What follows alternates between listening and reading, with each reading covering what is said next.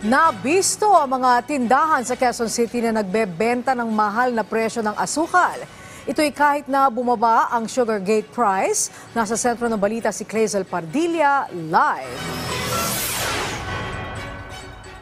Angelique, bumaba na ang presyo ng farm gate price ng asukal pero nananatili pa ring mataas ang presyo nito sa ilang tindahan ngayong papalapit na ang holiday.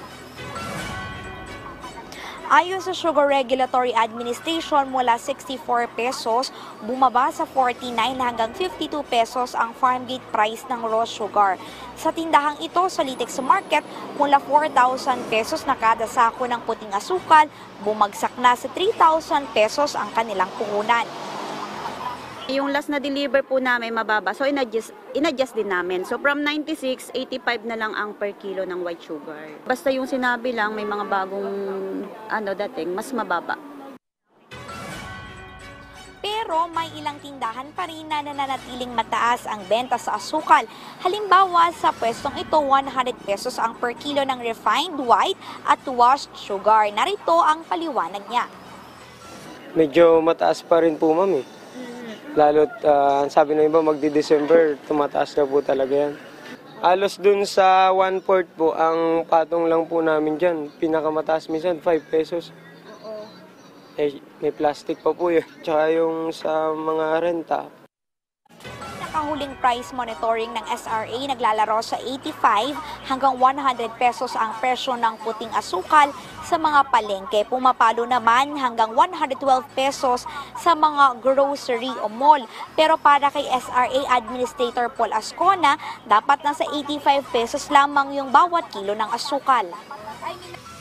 We've been pushing for an 85 peso SRP. The only hang-up dun I know is how will it be enforced? So, yung sinasabi ng iba ay SRP suggested lang. So, what do we do if hindi siya sundin? So, yun yung issue. But we are constantly sana po hoping na ma-maintain or malabas natin yung 85 peso SRP for refined. Na sana po, they will enforce yung 85 peso SRP natin. How do we do this? Kasi po, kawawa talaga yung 110 million Filipinos. Sabi before, tumaas yung price kasi hindi sapat yung supply. Andito na nga yung supply, we are also milling, hindi pa naman bumababa po yung retail. Nakipagpulong ng SRA kay Agriculture Secretary Kiko Laurel para tugunan ang mataas na retail price ng asukal. Pinag-uusapan po is getting the other agencies involved, no? Sila yung may control sa retail side. Kasi yung DA and SRA po, talagang wala kaming participation. It's in our charter na we cannot participate in the marketing and pricing of the commodity, of sugar per se, no? So we will see how we can fix it. But that's an immediate concern kasi po nagsaslide yung price pababa and apektado yung farmer natin, si retail wala. Ayon sa Philippine Chamber of Agriculture and Food Inc., makatutulong ang paglalagay ng suggested retail price sa asukal para mas maging abot kaya ang asukal para sa ating mga consumer. Samantala, inutusan na ng Department of the Interior and Local Government ang lahat ng local chief executive na bumuo ng Local Price Coordinating Council sa panahon ng Kapaskuhan.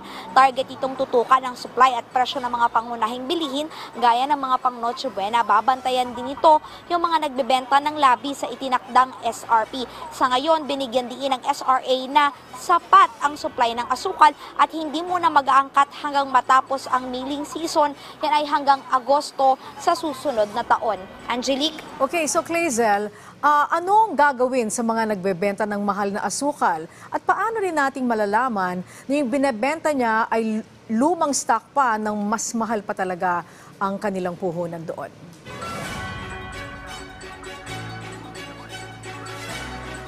Angelique, sa ngayon nga ay sinusulong ng Sugar Regulatory Administration ang paglalagay ng suggested retail price. So sa ngayon, wala pang kontrol o wala pang itinatalagang presyo.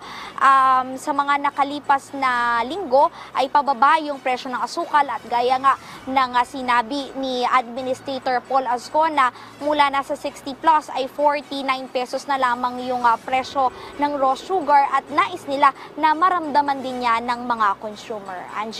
Alright, maraming salamat, Clazel Pardilla.